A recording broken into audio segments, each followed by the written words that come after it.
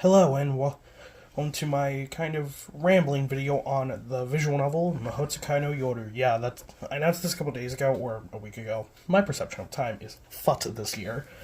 But I said I was going to be talking about Mahoutsukai no Yoru, or Mahoyo, or Witch on the Holy Night. I'm probably going to be switching between the three throughout this entire video. So, to just begin this, a general history. Kind of I'm sure a lot of people are aware of the Fate series. I mean, between the many anime adaptations from Ufotable, the anime adaptations that have received, dubious praise. I don't know. I sound kind of confused on the general opinion on Apocrypha. People hate Apocrypha, or they just don't like it, or it's just kind of just meh. And there's Extra, which is fucking terrible. The anime. I've not fully played the game. I played like the first hour of Extra, and I liked it. But Fate is not the only thing Type Moon does, as before Fate they actually did a couple other series. The one that I always heard about was of course Tsukihime, because it's maybe not the most famous, but due to Melty Blood, which is the fighting game for Tsukihime, it doesn't have the same status as Fate, because Fate is the most popular. Like, no matter if you think Fate is shit or not, you have to kind of admit it's the most popular, because, like, pretty much every anime fan knows Fate exists. Fate is like that one anime that everyone avoids, but if if you sit down and watch it, you either think it's utter garbage, and that it's complete shit, or that it's good. My perspective is, I like Fate. But there's Tsukihime, which I have not read. It's the only Type Moon story that I actually, of the main four, that I have no experience with. I played Melty Blood Type Lumina, and I'm kind of aware of events of it, and characters, like I'm aware of Shiki Tono and Arkuied. If I ever make a Tsukihime video, I'm probably going to get just murdered for the pronunciation. I still don't know how to pronounce her name. And, all that stuff. And then, of course, I watched Karno Kyokai earlier this year, which is ironic since this year is Karno Kyokai's 15th anniversary, which was also the first time Ufotable had actually worked with Type Moon. But there's one more that I vaguely knew about a little bit. Like, during, the beer virus, I decided to, actually, around 2 years ago. Oh, kind of ironic. I think I started watching Zero around this time, like in 2020. So yeah, it's been basically 2 years since I kind of started to get into Type Moon. This feels pretty cool. But there was one that I was kind of vaguely aware of due to the main character's involvement in Tsukihime and Melty Blood, and some other stuff that I was kind of vaguely aware of. I knew a character from Karno Kyokai, Toko Aozaki, who is one of my favorite characters in Type Moon, in which I should dedicate an entire video to her. She's fucking great. I will be talking about her much later in this video. But I knew about it, but it was never released. I had heard, like, there were some translations, but it only, like, Chapter 8, and there was a lot. I'm not going to get into it, but if you're aware, Hollow Moon, the translation team for what we're going to be talking today, there were a lot of controversies, but around this time last year, it was actually announced that Mahoutsukai no Yoru would be receiving an anime adaptation from Ufotable. Now, I'm not going to be talking about the anime adaptation that much, because, well, number one, we've had one trailer, and it's vaguely recently next year, most likely in the winter, because Ufotable is also doing Demon Slayer Season 3. I don't know, they're not labeling the season. It's like Season 1, Mugen Train, the Red Light District, and now the Blacksmith Village arc, so they're busy with that. But yeah. But it was also announced since 2022 as the 10th anniversary of Mahoutsukai no Yoru, that it would be receiving, not a remake like Tsukihime with like all new art, but more so just it would be receiving a new version with voice acting, which is kind of odd that it didn't have that, because I think the original Fate Stay Night had voice acting, because I know Hala Taratsuya does. because I played like the first hour of Hollow Ataraxia. I should probably finish that and do a video on that. Maybe I will. I do need to properly read the Fate visual novel. I apologize if I say light novel, because, you know, I talk about 2 hours, so I'm so used to saying light novel. So yeah. But yes, today we're going to be talking about Mahoutsukai no Yoru, the story of Aoko Ozaki, Sojiro Shizuki, we'll talk about that in a minute, and Alice Koenji, and a bunch of other characters. Just generally, I'm going to be talking about this much later on, because we're going to talk about the chapters in general, but goddamn, I really liked Mahoutsukai. This was like the one thing I've been looking forward to the most this year. Like, you know, I was looking forward to the Bleach anime, which I will be doing a video on that next week, probably, when the core wraps up. But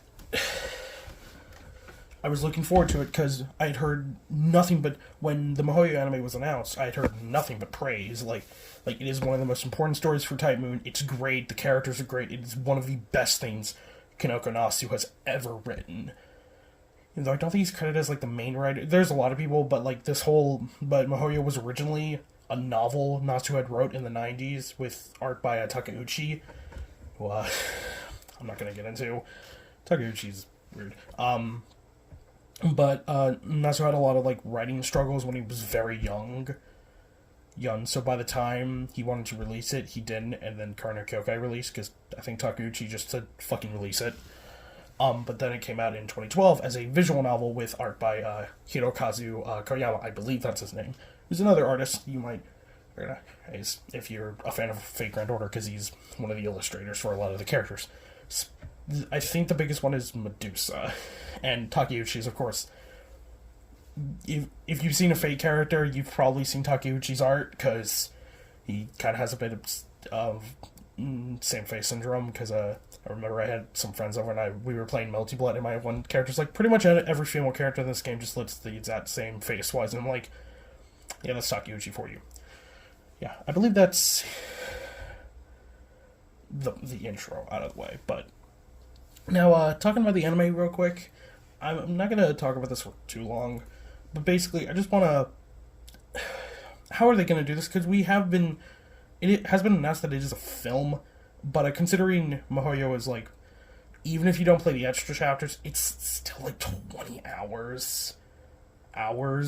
So it's like, if they try and do it in one film, I don't think they'll accomplish it. Most likely, it'll be the Heaven Feel route of 3 films adapting the chapters. And honestly, that's doable.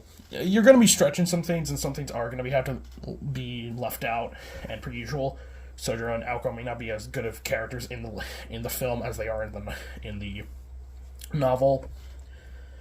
But you could probably, if they do 3 films, you could do chapters 1 through 5. In the first film, of course, these will all have to be as long as, like, the last Heaven's Feel film, all 2 hours. You could probably make the second film probably 1 hour 30. But, you know, the first film covers the beginning of the story up till chapter 5. Chapter 5 is its own fucking... Chapter 5 and 12 are, like, the biggest chapters of the book, of the novel. I believe chapter 5 is the longest, but chapter 12 has the most important stuff, because that's where we get the 5th magic. And then film 2, you could do chapters 6 through 9, kind of beginning with Sojiro living in the Koenji mansion, and then it ending with Aoko and Alice being made aware of their enemy being Toko, Aoko's older sister. And then the final film could be chapters 10, 11, 12, and 13. You know, the big conflict, you know, their fights with Lug, or Lug, I have no idea how to pronounce it, I'm probably just going to be calling him Bayo. The 5th magic scene, which, if given the right attention, will be fucking beautiful in the anime, but considering it's ufotable, even if they botch it, it's going to be good. And then chapter 13 being the end. They could do an OVA for I won't be talking about the extra chapters that much, like, especially the last extra chapter you get after you finish the main game, because it's like 2 or 3 hours of content, and it's really complicated. So I'll probably be doing that in more like a bonus video, kind of just replaying that and then talking about it. But yeah, that's probably how the anime is going to shake down. So film 1, film 2, film 3. If it is 3 films, they could do it, but they all have to be pretty long.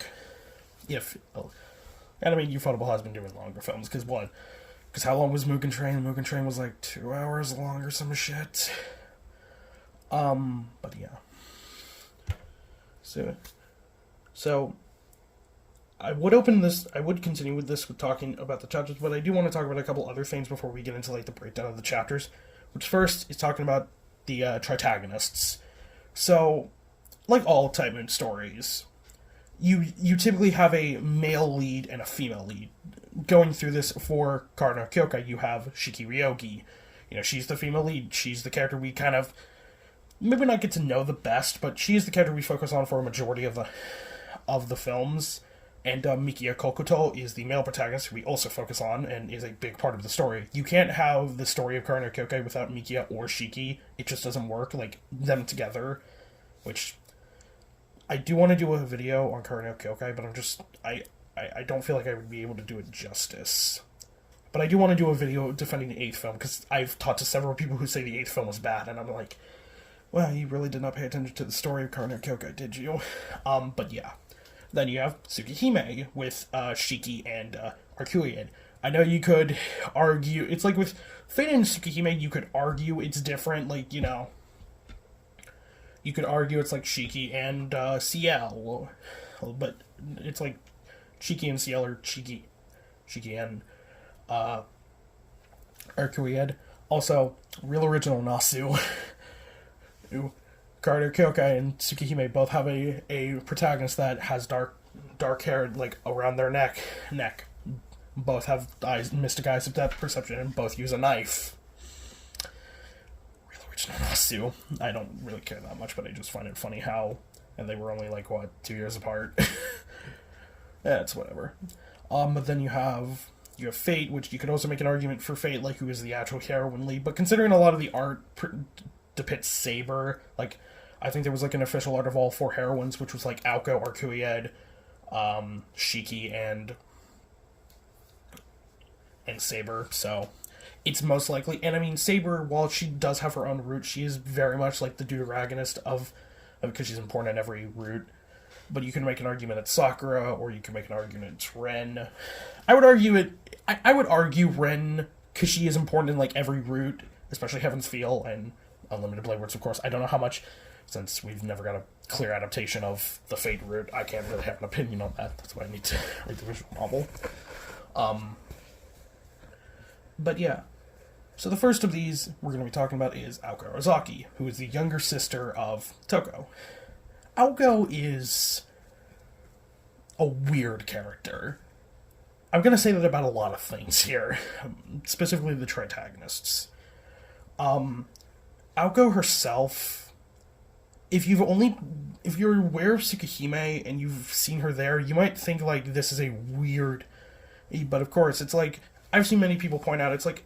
Some people complain, like, oh, how is Aoko the same character? And I'm like, well, this is, like, 20 years apart. Aoko is, like, 27 when Tsukihime happens. And even later in the remake, I think she's, like, 40 in the remake.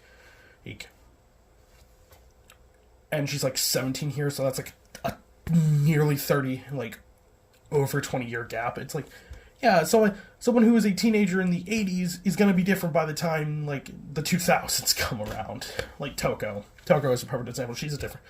It's like, she's still the same character, but you can tell there are some differences. I know Kara no Kyokai and Tsukihime and all those don't take place within a strict timeline, but I view Kara no Kyokai, Tsukihime, and Mahoyo taking place in around the same timeline frame.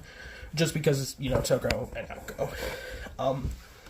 So, to begin with, Aoko is the heir of the Ozaki name, which is not a, like, renowned mage family, but, you know, is pretty famous because they have a plot of land with ley lines, you know, this being the town of Misaki, which a majority of this game takes place in. And I believe Tsukihime takes place in Misaki as well, just, like, way later on in years. Correct me if I'm wrong in the comments. But yeah, and she kind of, like... Aoko's entire kind of arc is kind of focused on, like, her teetering between being a human and being a mage. Because a lot of Mahoyo's kind of thematics is just... what does it mean to be human? And this does go into other Nasu works as well, because the theme of humanity has always kind of been a theme. It was a theme for Shiki as a character, because, Shiki's whole thing was you can kill someone once, but once you do that, you are bordering on the line of being human. It's like murder is a sin, and once you commit 2 murders, you're no longer human. As seen best with people like Sora Naraya or Leo Shirazumi. He had a weird name because it was like Ryo Shirazumi in the second film, and then it was Leo Shirazumi. I believe that's his name.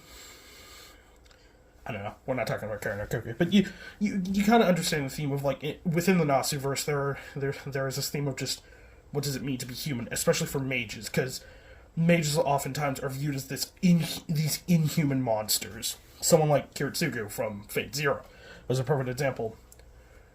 Not Bull. But you have other people like Shiro, who is a mage but still keeps his humanity. So it's kind of a conflict between Aoko, and you see this best with her dynamics with Alice and Sojiro. Well, as Alice is basically a model magus, or mage. I'm going to switch terms. They switch the terms. And then you have Sojiro, who's a human. But even then, Sojiro is a bit weird. We'll talk about him. So Aoko-specific magic. I want to talk about the magic a bit because I was actually curious what her magic actually is, and we'll get into her magecraft. I'm sorry, I have to get used to the terminology, but her magecraft is pretty simple. Her magic, we will get into much later because chapter 12. But with Aoko, her basic ability, the best way I can describe it is just she uses magical bullets. It's kind of like a reload feature.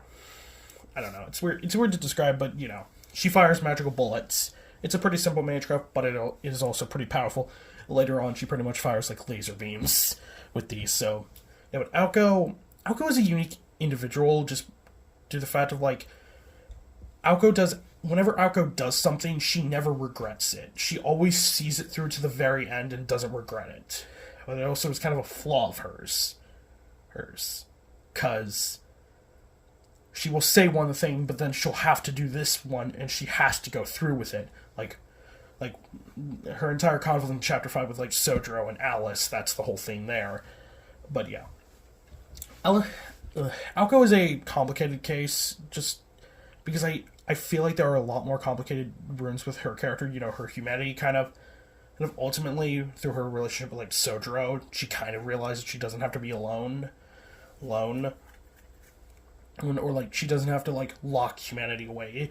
Aoko's arc is very much one of kind of just keeping her humanity, which makes sense. I think it's a character named Eri. He kind of describes it to Sojiro, where it's Aoko is someone who loses nothing and gains stuff, while Sojiro is a character who doesn't gain anything. Kind of something like that. But, yeah. It is a little bit interesting. Aoko is hard to talk about, and I do want to do an entire video on her. She's super cool, though. Because she doesn't kind of go back on her word on anything, and she just goes through with something. It adds for some really, really cool dialogue. Yeah, it's kind of... Sojiro was a guy... Here's the exact warning on it.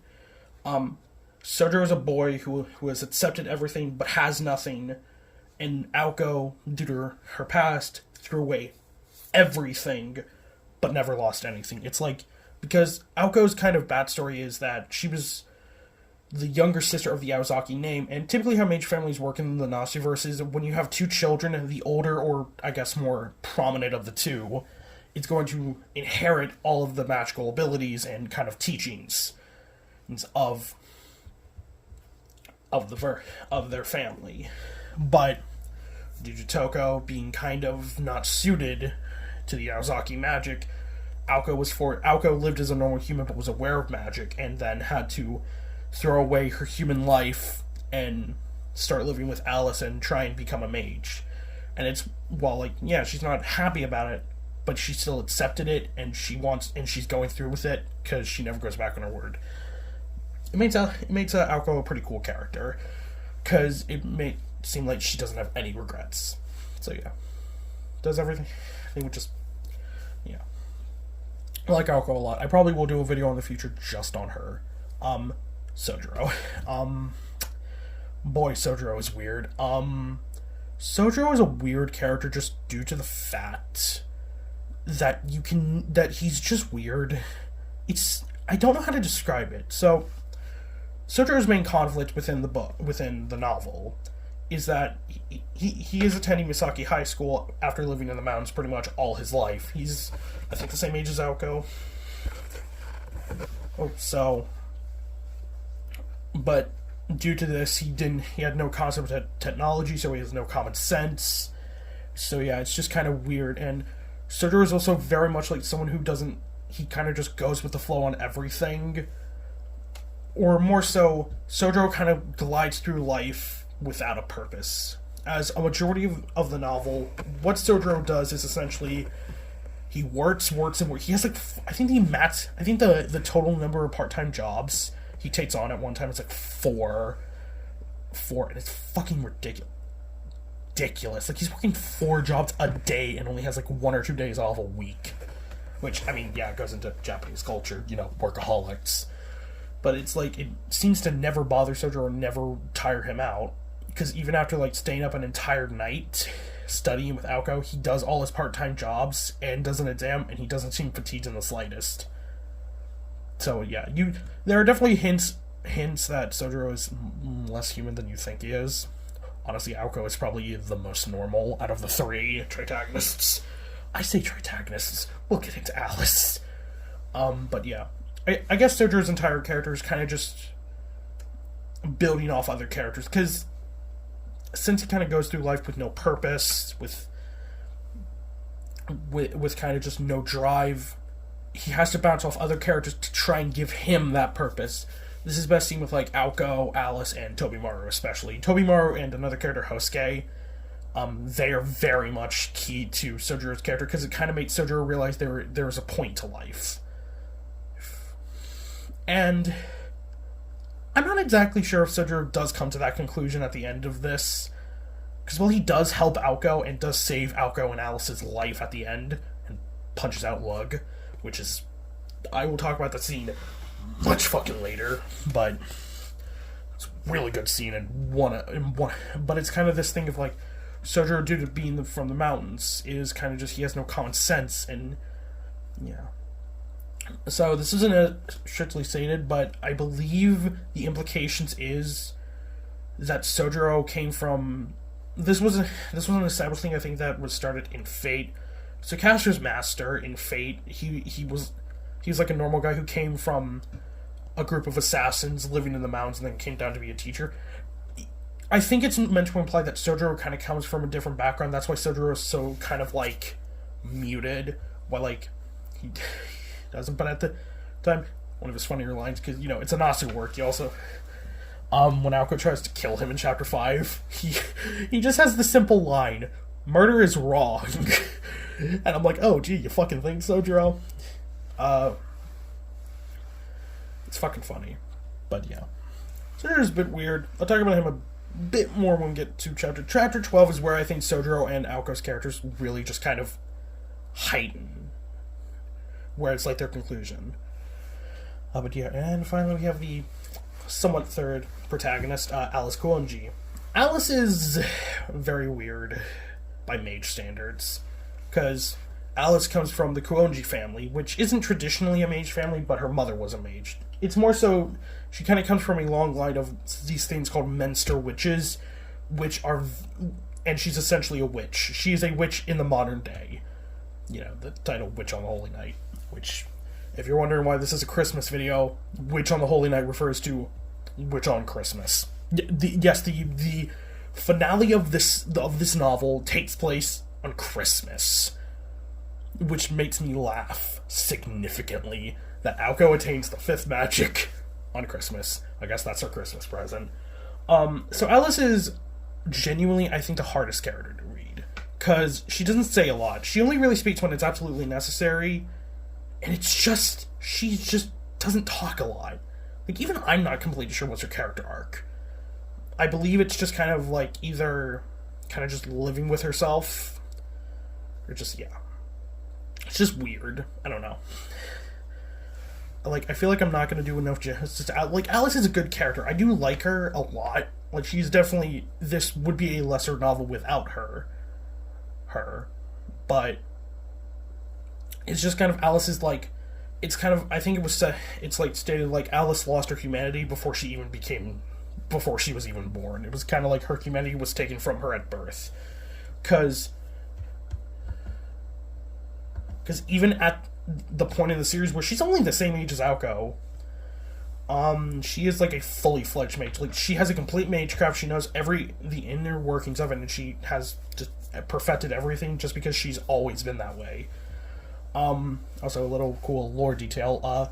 If you were paying attention in Karno-Kyokai and you remember the name of the school that Fujino Asagami and Azaka Kokuto went to, I don't think Azaka went to it, but she infiltrated it, or she did as well.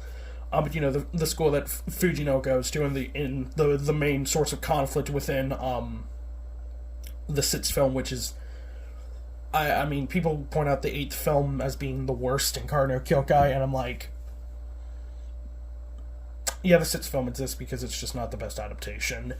But the conflict that took place there was Rain Girls Academy, and that's where Alice goes. She goes to it because it's an all-girls school. It's not nothing major, but I caught that, and I'm like, oh, hey, that's cool. And it's also funny because Toko also went there, which is a canon thing here as well, because they do mention it later on in one of the bonus chapters with Toko. So yeah, probably the most memorable thing about Alice, besides just her little cute mannerisms, is a bit silly, is her magic, which oh god, Ploy Kickshaw is fucking broken. So if I had to say, like, what Alice's ability really is, her ability is fairy tale manifestation. Essentially, with her ability, Ploy Kickshaw, she can summon constructs made out of fairy tales. And there are a lot of these. The one she uses, I think the first in the book when she fights off two puppets of Toko's, she uses Deedle Dee and Deedle Da, I believe those are the names, and fight using them. And then later on we see another one, which is like Flat Snark, which basically turns everything into a fairy tale and actually doesn't work if it's a modern. And she uses this in an amusement park that's like been abandoned, so it's really striking because you have like all these weird like relative of a dead amusement park coming to life due to her magic.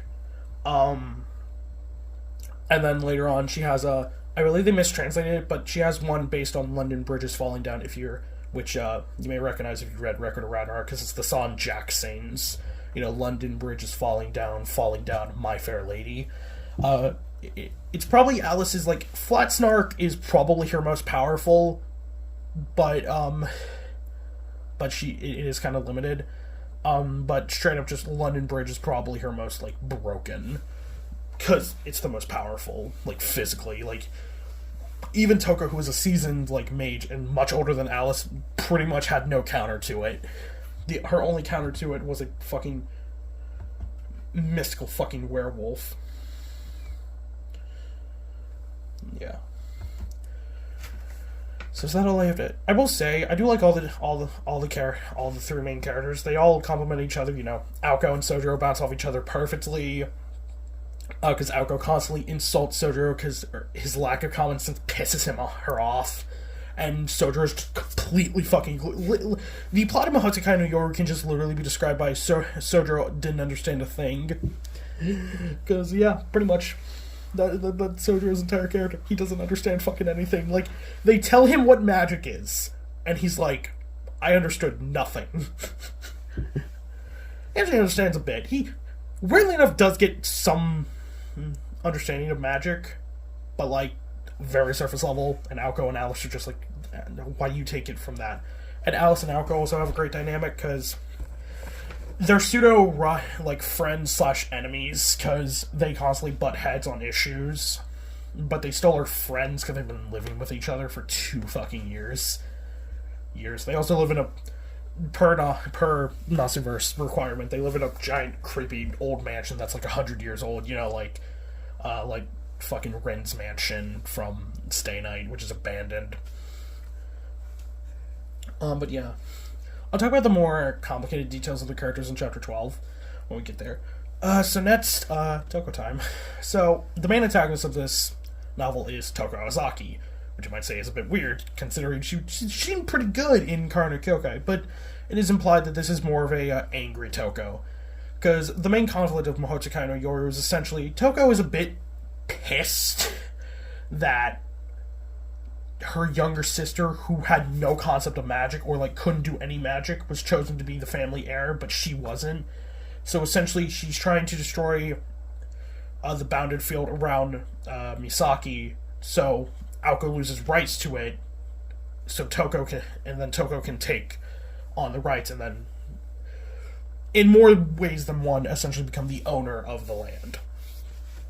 But yeah, basically, she's still Toko, as you do get a call. Her introduction scene is her gambling in a pachinko parlor, because it is the 80s, and back when that wasn't illegal in Japan.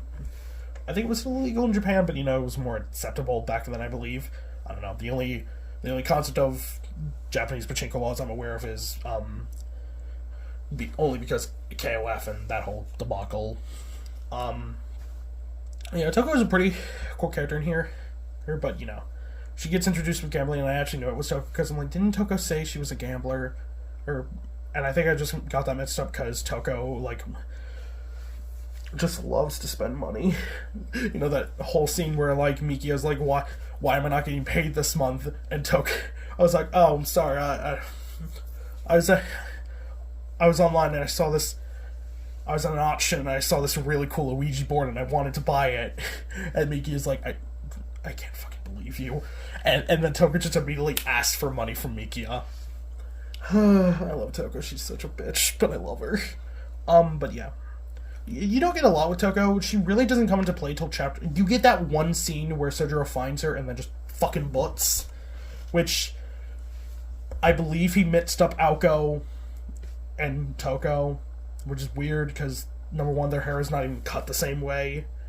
Because Toko in this novel... Toko has pretty decently long hair in Karno Kyokai. Because I think it's, down to her shoulders, and she also has, a ponytail. But here she has, really cut short hair. It's bordering... It's, not even a pixie bob. I think it's, barely counted as a pixie bob.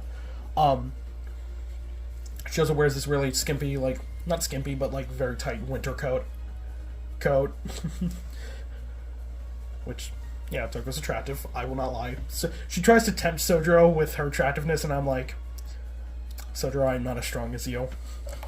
And one of my friends agrees, and that's just funny.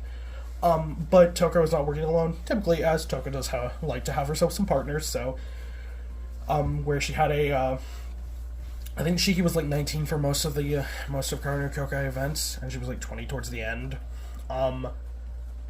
where she had a girl with the mystic eyes of depth perception. Here she is a fucking werewolf, who's not a natural, I think it's she entrusts the help of a character named Lug Beowulf, or just Bayo. I will call him Bayo for the rest of this, because, good God, I do not know how to pronounce it, because he's named after the Irish, or Celtic, or whatever mythology Ireland has, the god of light, Lug, Cuchulain's dad, and the hero from Germanic belief, Beowulf, and apparently the only reason... Toko named him this, Lug, because he has gold. For which I'm pretty sure Nasu pretty much acquaints golden hair to royalty, considering Arkuayed, Lug, Gilgamesh, and Saber, they're all considered royalty of their races, and they all have gold hair and gold parts of their design. Arkuayed has the blonde hair, or Lug has gold fur, and then in his human form he has gold hair.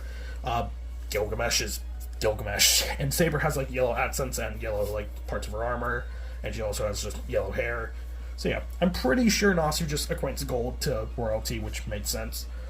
But yeah, Lug is in the gold, and then Beowulf because it just has wolf in it, and because Beowulf was the greatest. He's a magical beast, but I just view him as a werewolf because that's pretty much what he is. He's just a gold werewolf. I know he's not technically that, but he pretty much is. So yeah, not much to say about his character. He's kind of just a means to an end. He has some cute stuff later on because Sojiro injures him, and then it's implied that he falls in love with Sojiro. So, a gay werewolf. You know, when I bought this game, that was the last thing I was expecting. But you know, Nasu does love to throw me some curveballs. But yeah. Now, we'll talk about a couple other characters. I'm not going to talk about the other characters that much, but I wanted to mention at least like two. First was Tobimaru Tsukiji. I mentioned him a bit earlier. His main character is kind of bouncing off Aoko and Sojiro because Aoko is the student council president at her school, which is called Misaki High School, which very original Nasu. And then Tobimaru is the vice president, and he kind of plays off Aoko. He doesn't like to cross her, but yeah. He does still work with her, but he is a little bit annoying. And with Sojiro, he kind of acts as Sojiro's kind of guide throughout life and school, and kind of just watches out for him. And at first you can tell he's kind of annoyed by Sojiro, but by the end of it, and especially the 8.5, the little extra chapter for chapter 8, there's a really good dialogue between with Sojiro and Tobimaru. I kind of want to do an entire video just on that conversation, because it's great. It almost brought me to tears. There are a couple moments in here that I did cry to a little bit. But yeah. Tobimaru is pretty cool. He bounces off Sojiro, and I believe his quote during that conversation is just like, you can be truly satisfied with life if you say, you know you've lived your life to the fullest, if when you're about to die, you can say, I live my life. Something along those lines. I hadn't read down. But, yeah. The other one, I think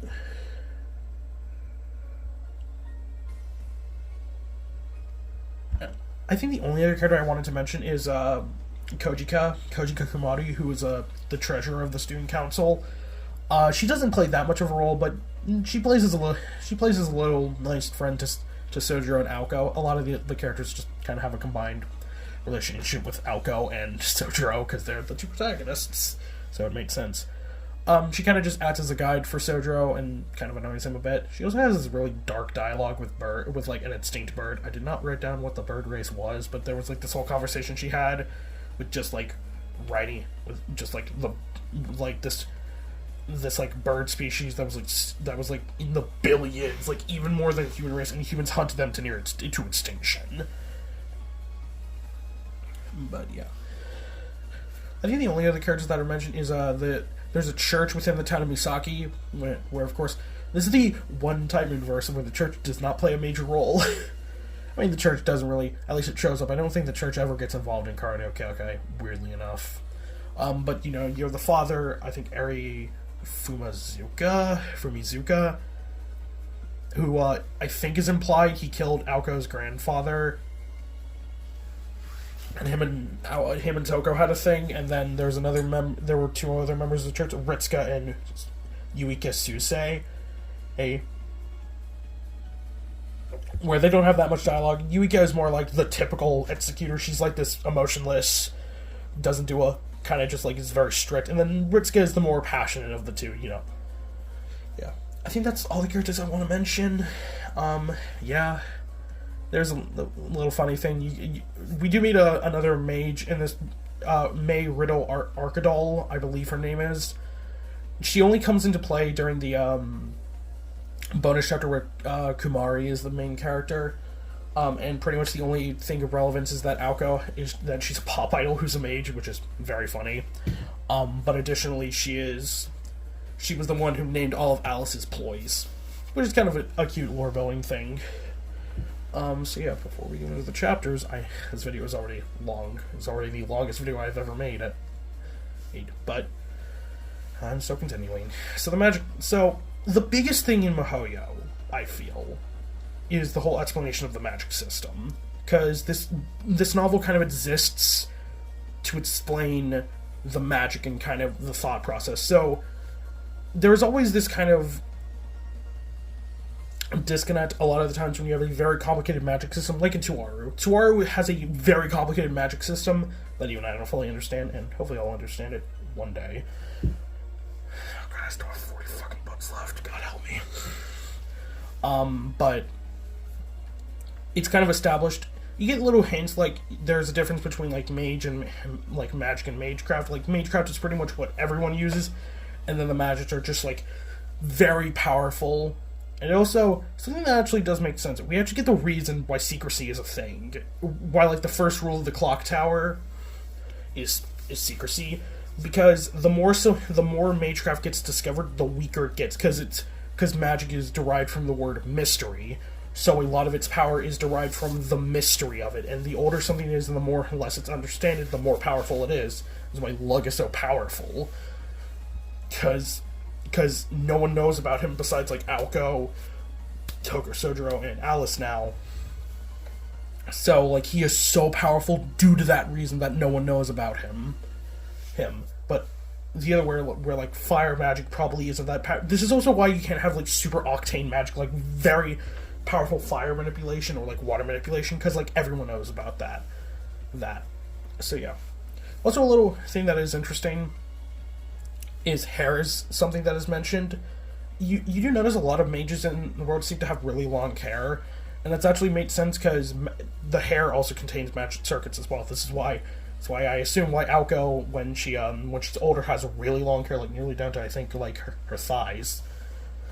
But yeah, it's just kind of like you get some little notes. It's like you don't get it fully explained, but you do get more stuff explained than any other Gnosis series, like how magic actually works. You just have to study at it, and like magecraft and like using magecraft is more like formulas and ignitions and all that kind of stuff. I can't describe it in a good way because while I do find it fascinating, I'm not the best at explaining like magic systems. I've never been good at that. Like even when I try and write something and come up with a magic system of my own, I always make it dirt simple because my brain is stupid. But yeah, and finally, 40 minutes into this video, we can finally get into the main plot of Mahoutsukai. So, Chapter 1 is kind of a very simple chapter, as it basically just introduces us to Aoko and Sojiro, as it actually opens up on a weird thing. It opens up on, assumingly, Aoko as a child, as Aoko kind of lived up in the mountains, not like as much as Sojiro, but still she had like technology, cars, that kind of stuff. She was still in the modern age. In modern age, I mean like probably 1980 something, like 1979-ish, probably. Also, the year Mahoutsukai takes place, I believe, using context clues, it's 1988 or 1989. 1989 is kind of a weird year for manga, because it's not also the same year that Stardust Crusaders takes place, like, in-universe. I just find that kind of funny. But there was this scenario where, like, Aoko and her dad had to go into town, so she started up the car and killed, like, 3 or 4 kittens. Like, 2 kittens and their mom. And, you know, due to being a fucking 10-year-old or something, traumatized her severely as she went to her grandfather tried to kind of revive them, and this is where she kind of gets the harsh lesson of magic can do a lot of things, like magecraft can do a lot, it cannot bring the dead back to life. That is something that is just, it can never bring someone back to life. Never. And that kind of goes on to define 2 scenes in the future. So, the real meat of Chapter 1 is essentially just Aoko is called into her school to show Sojiro around. This is where we get their beginning interactions, Sojiro kind of being Sojiro, and Aoko being fed up with his bullshit. So yeah, not much there. You also do get, Alice and Aoko's first meeting, at least for us, as they kind of just hang out with each other in the drawing room, I believe it is, of the mansion, where they kind of just talk about things, and Alice is kind of is not annoyed at Aoko, is more just like, make up your mind if you want to be a human, because this doesn't go back to anything, but Aoko was working on a mage experiment, and it failed because she had to go deal with her human life, and Alice is kind of like, you need to make up your mind, Aoko. It's like, Do you want to be a human or do you want to be a mage? And Aoko kind of just teeters on the line in the middle. And that's pretty much where chapter 1 ends. I think it's one of the shortest parts of the novel. So there's some in-between stuff, like we get Sojiro. We get some more stuff with Sojiro, kind of just his thought process. He also kind of believes, like, how justice works. It's like, you can get away with pretty much anything in the city, but in the mountains, if you did something wrong, you are immediately punished for it. So Sojiro believes, like, if you do something wrong, you should be immediately punished for it. Like, no trial, which is a bit fucked up. The other thing we get here is we get, like, the introduction of Alice's magecraft. But yeah, that's pretty much it. Chapter 2 is kind of where the conflict starts. Chapter 1 is just the intro. Chapter 2 is where we start to get the inklings of Con. Because the chapter is majorly about Tobimaru and Sojiro just talking. And mainly, Sojiro's like, I saw something weird at the park last night. And Tobimaru's just like, yeah, I think he hallucinated that. Tobimaru also, at this time, gets mixed up that Sojiro likes Aoko, like, romantically. That was the thing that is kind of going back and forth. Does Sojiro actually like Aoko romantically? And he seems not to. Like, he thinks Aoko is an extremely strong person, and he looks up to her, and he thinks she is really cool, but he doesn't, like, have a romantic interest in her, this is why Tobimaru gets mixed up, and I think he tells Aoko. And yeah, chapter 2 is kind of nothing really major. This is also where we get Sojiro working at one of his part-time jobs, a pachinko parlor, and this is where he sees Toko, who kind of just... We do get some callbacks to this later on, as there is a little chapter after the novel ends, where you see Toko's... I'm sorry if I say Aoko or Toko for the other. It's just their names are so similar. It's like Aoko Toko. So I'm going to mix that up. I mixed that up. I probably mixed it up way more than I actually think.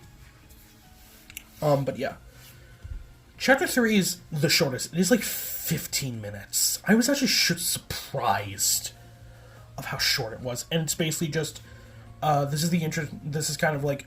It's just called Nights, as it explains, like, what Sojiro saw last night. So, Aoko and Alice are in the park dealing with a puppet, and this is where we get the demonstration of Aoko's magecraft. Also, a mistake of naming your protagonist the same letter, because I mixed that up, Aoko, Alice. But they also discovered that there is that someone watched them, a human watched them, and this never gets answered, because it's never really explained how he got in, because they put up a bounded field, so it's like, how did he even get in? But yeah, so basically, the next couple chapters kind of focuses on the conflict of Alice and Aoko realize someone saw them, and they have to stop this because it's secrecy, because it's like, they have to kill them. So, Aoko kind of... In the next chapter, which is, I think, called Blues in Her Name, which is referenced Aoko. Aoko has blue in her name twice, Aoko, Aozaki, ow, ow. There's also a joke with this, ow, ow, ow. Like, she says, like, ow, ow, ow, get it out of the way, like, just saying her name, like, blue, blue, blue, multiple times. I wonder how that'll translate in the dub, if it even receives a dub, for the movie. So she puts Tobimaru to work, and she comes to the conclusion it was Sojiro. And even though she doesn't, like Sojiro, she still doesn't want to kill him, because she still has an attachment to him, in a way. She doesn't wanna. So, they kind of... Alice and Aoko confront each other after school, and they meet Sojiro. And they realize it was him, and Aoko asks an interesting question to Sojiro. You have a gun in front of you. There is an injured lion, there's a hungry lion and a hungry, or I think like starved lion and a starved kid in front of you. Which do you shoot? And Sojiro answers, neither. We're all hungry. And essentially what this Aoko kind of goes on to explain, the kitten will not fight back, but you are going to feel guilt for it. Like, the kitten won't fight back because it's so weak, but it will probably look at you with a sad expression, so you will feel guilt for trying to kill it, for killing it. But with the line, if it sees you point a gun at it, is going to fight back. But then you can have your brain and conscious can sort of under the guise of, self-defense. It was like, it was starving, I had to survive, and yeah. And that's kind of how Aoko views the situation with Sojiro. She views Sojiro not as a lion, but as a kitten. He is someone who is defenseless, harmless. He could not hurt anyone, and he probably would not fight back. So she views him as a kitten. And this kind of goes into the main conflict of the next couple chapters as Aoko kind of just steadies herself to kill Sojiro Shizuki. Oh yeah, I should mention that. I think, going off Shizuki and Shizuki because the localization removes some letters of Japanese for some reason. Like, there's another character, I think it's Kazuki Yamashiro, but they translate it as Kazuki Yamashiro, which I've heard is correct, but with Sojiro, they also take out the H, because his name is Sojiro Shizuki, but it's Sojiro, like, Jyuro, Shizuki without the H. I don't know why they do that. I guess it's just a localization thing. I will say, like, I do like the localization translation. There are some issues I have, but they weren't prevalent enough for me to have a true issue with them. But yeah. Chapter 5 is the big one. Chapter 5 is called, I believe, Night of the Witches.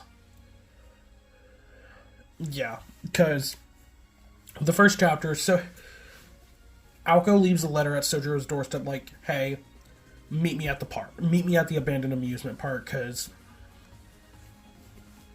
we need to talk. And the whole next chapter the first part of it focuses on Sojiro and Aoko's quote-unquote fight, as Aoko tries to kill him, but she constantly misses and can't seem to kill him, but she leads him in this mirror hall, and we get some funny lines where Sojiro kind of says killing is wrong, and he doesn't believe Aoko is going to kill him, but he does kind of when he runs out of energy, and when Aoko has him cornered, he kind of just is like, if it's you who kills me, I'm fine with it. Basically, kind of a thing of like, I want someone to kill me who I know, which is a little bit fucked up. A little bit. So, this kind of ends when another party comes involved as a puppet, one of the puppets from before, a puppet from the person Aoko and Alice are trying to hunt, comes in and messes up Aoko's magical circuits. And the second part of this is basically a big mad dash trying to defeat this puppet, and they do it, and it's really good. I cannot describe it perfectly, because, like, this chapter, this and chapter 5B are the longest chapters in the book, because I believe combined it is, like, 8 hours. It is an 8-hour chapter, and I believe I don't think I sat through each, like, in one sitting, but I did play through each in one sitting, like, each individual, and that is a mistake. Take your time with this, because because the tension, the music, everything during this part is fucking great. Like, it is. I think chapter 12 is a bit better, but in terms of like tension and just everything, so they escape and kind of defeat the puppet. But Aoko somewhat went back on her word because Alice shows up. And Aoko kind of, like, her and Sojiro kind of discuss, and they kind of make a deal of, like, hey, as long as you help me defeat this puppet, I won't kill you.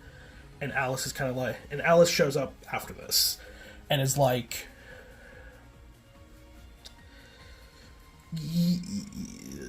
Aoko, you know you're supposed to kill him, right?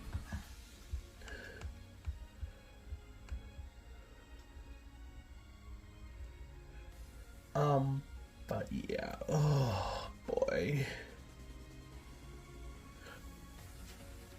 And this starts up the big conflict of Chapter 5B as Alice queues up her magecraft and specifically starts up Flat Snark. As I mentioned before, kind of brings to life the entire amusement park and kind of fairy taleizes it all. And yeah, Aoko and Sojiro basically just run around this entire chapter. They're trying to figure out what to do, defeating various things, and they try and escape, but they can't because the walls are just giant metal fences. So they talk a little bit, and Sojiro figures out, because basically how you defeat Flat Snark is essentially find its true body, and once you discover it and defeat it, it gets destroyed. And Sojiro figures out it's the moon. So they come up with a plan, and Sojiro climbs to the top of a giant roller coaster. And Aoko is a really good scene as Aoko just essentially shoots the moon. Because, of course, it's great. Aoko shoots the fucking moon. And this is the start. This is the start of something. So, as Aoko, she shoots it once and it blots it with a giant piece of ice. She kind of questions herself, and then something shows up. A red hooded figure in a giant red cloak. And, they say true death is in of itself the root. To touch true mist, it's much mean to touch death itself. I did not know what this implied at the time, but essentially this red hooded figure is essentially the fifth magic materialized. Because to access a magic, a true magic, you need to touch the root. And touching the root is the same as touching death. It's why when Shiki was comatose and was in a near-death state, the reason she unlocked Mystic Eyes of Death Perception is because she was one with death and, in a sense, one with the root. This is apparently also why Void Shiki is the most cracked character in Type Moon.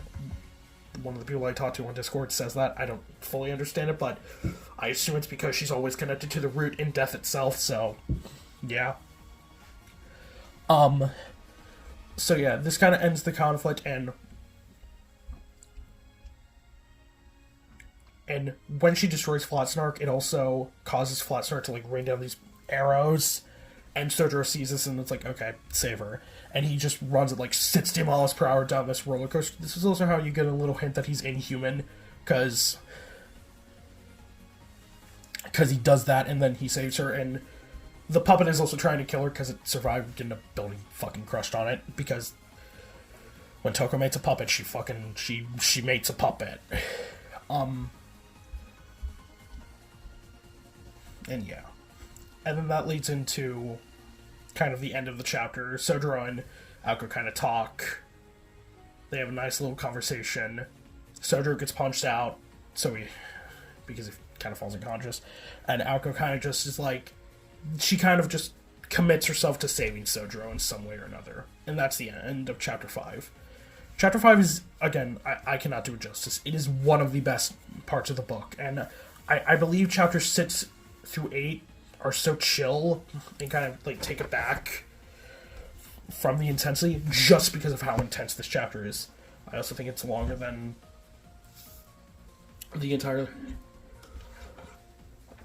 It is essentially the end and the beginning of the first act and second act, and it's great. You also get some interesting stuff with Alice, with her, but yeah.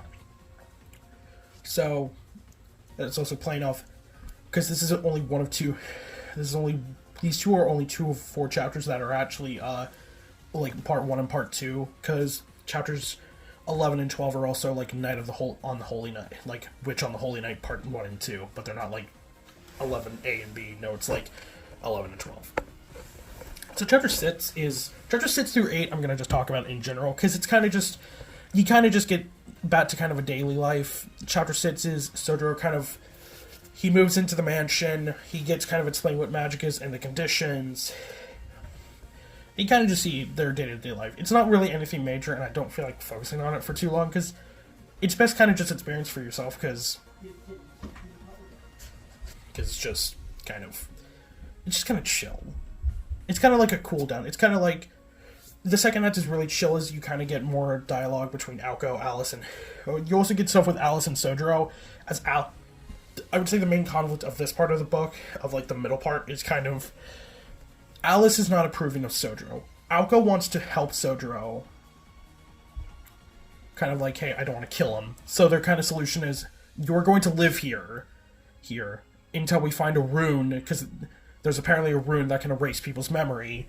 And once they find out that, it's kind of, and then Sojiro will just forget everything, so it will avoid them having to kill Sojiro, but he'll forget everything.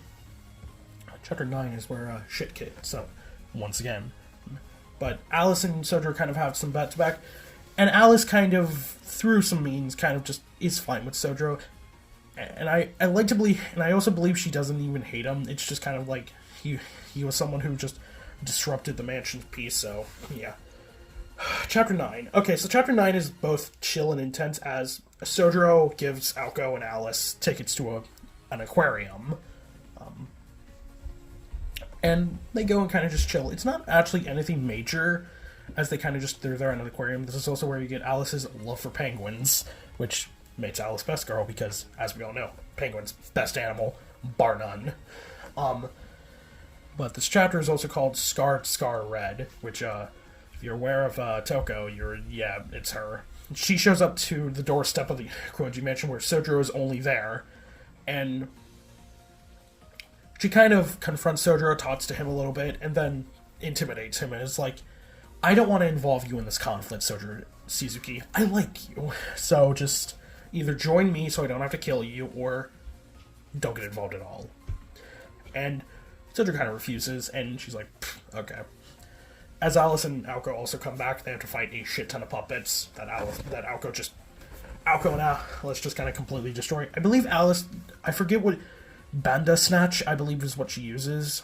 And Aoko panics, like, okay, just tell me when you're going to bring that thing out, because Jesus, and Alice is like, he hasn't eaten in months, give him a break. I'm like, okay, that's kind of terrifying, so, yeah. And this is also the start of the major conflict of the final, because chapter 10 is called Howling. So the first part of it is kind of chill, as this was actually what they put in the demo, and because it's just Sojiro doing lawn work, and then you have the fight with Alice and Toko. Alice and Toko have a nice little dynamic. It seems like they both respect each other, but it's more so just like, hey, it's like, I don't exactly hate you, Toko, but I still want to fight you. So they both kind of pull out some cool things. We found out Toko uses runes, and she uses them really well, but she also has a magical eye. Toko also seems to have a weird condition with her glasses, because whenever she has her glasses on, she usually is pretty calm and, like, cutesy. When she takes them off, she's more, like, sultry and intimidating. I don't know if that's dual split personality, or that's how she differentiates just normal from business. So they kind of fight for a little bit, and then Alice pulls out. Robin tricks Toko into attacking her, and then she summons London Bridge, and it's like, well, it looks checkmate for Alice, because Alice looks like she's gonna win, and then this is where Bayo gets introduced and rips Alice to fucking shreds. Like, good God, does he rip her, and she is pretty much handicapped for the rest of the book, because he rips her guts out, essentially. And Toko does the thing where she kisses Alice, which, as a headcanon, I feel satisfied in confirming now.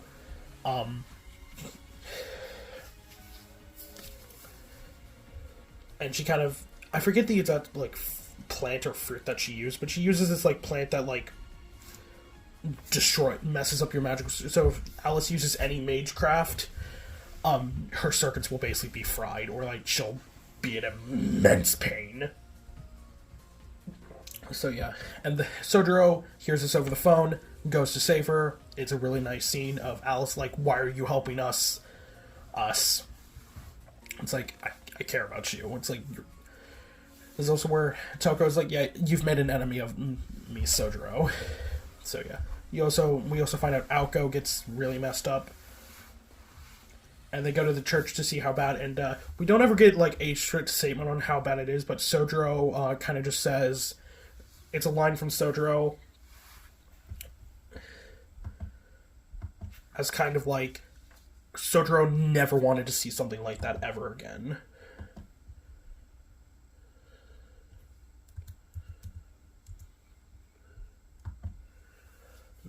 So that ends chapter 10. Chapter 10 is pretty much the low point of like, oh god, they are fucked, because Bayo is just... Because magic doesn't work on Bayo. Because Bayo is such an ancient existence, he's been around for so long and no one understands him. Modern day magic, even something like Alice's, does not work on him in the slightest.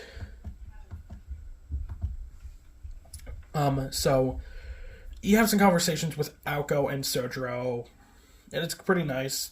Aoko kind of gets reinvigorated a bit, and they kind of realize this is their last chance, as Toko at this point has destroyed all the ley lines, so it's like, this is their last chance to stop her, and yeah. So that's the first half of it, and then the second half is Sojiro talking to Eri, where we get kind of the line of like, Eri's like, I believe you're just jealous of Aoko. Because Aoko is someone who lost everything, you know, had to throw away her life, but lost nothing.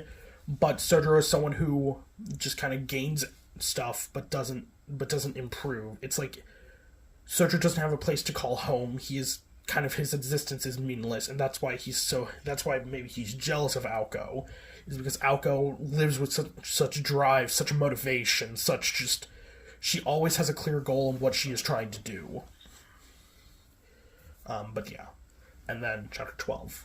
So Sojiro also figures out that Aoko and Alice went off to fight against Toko.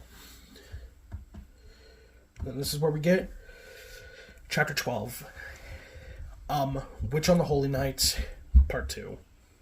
Which is the penultimate chapter of the novel, and pretty much the best part of the book. I will also not be able to do this justice with just words, because it's so fucking good. So Aoko and Alice go and fight. Toko kind of laughs at them like, you both are injured, you both have gotten your guts ripped out, you're barely healed. Like, what are you gonna do? Lug doesn't get involved. And, they try their best to fight against Toko, and they think they win, but Toko reveals she is using someone else's magic circuits to shield her, so they pretty much have no... Alice tries to run, so Aoko is sacrificed, but Alice still fights to live another day, but that was kind of the plan Toko had, as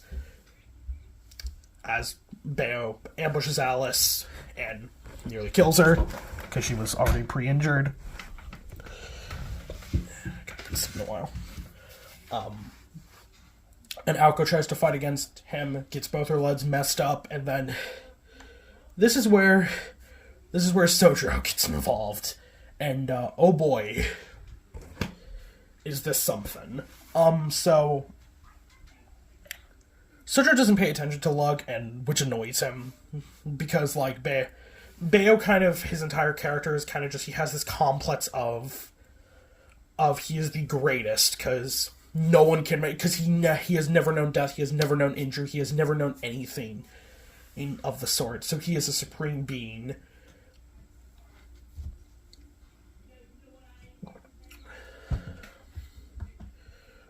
So yeah, he gets really fucking pissed off and goes to like a hybrid form of his wolf and goes to attack Sojiro. And you would think this is where Sojiro gets killed. He doesn't. He does not die here. Instead, this is where we kind of get the realization of Sojiro's kind of superhuman, and kind of the mountain life is kind of a lie. As he goes to attack Lug, breaks both his arms, but he is able to, striking pressure points or something along those lines, he is able to fucking kill Bayo by exploiting his heart. Of course, Bayo regenerates his heart pretty instantly, but he is so traumatized from a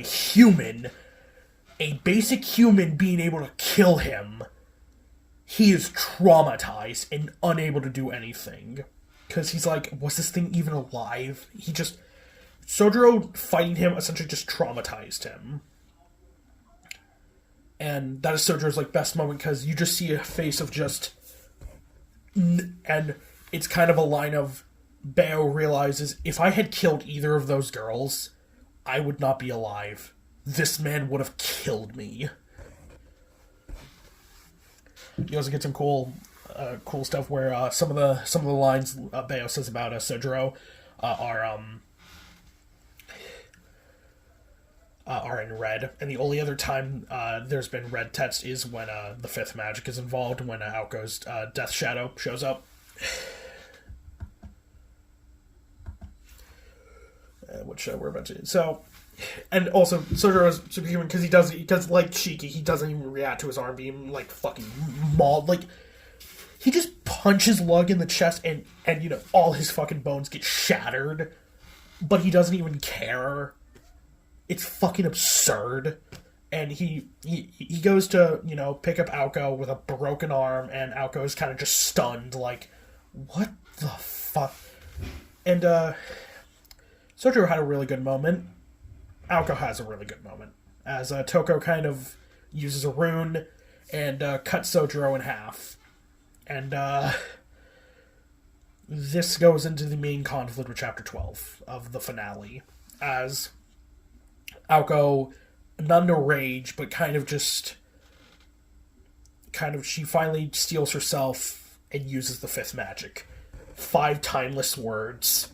Order has fallen to ruin, as it is a gorgeous sequence of Aoko kind of just realizing herself and realizing death and just finally touching the root.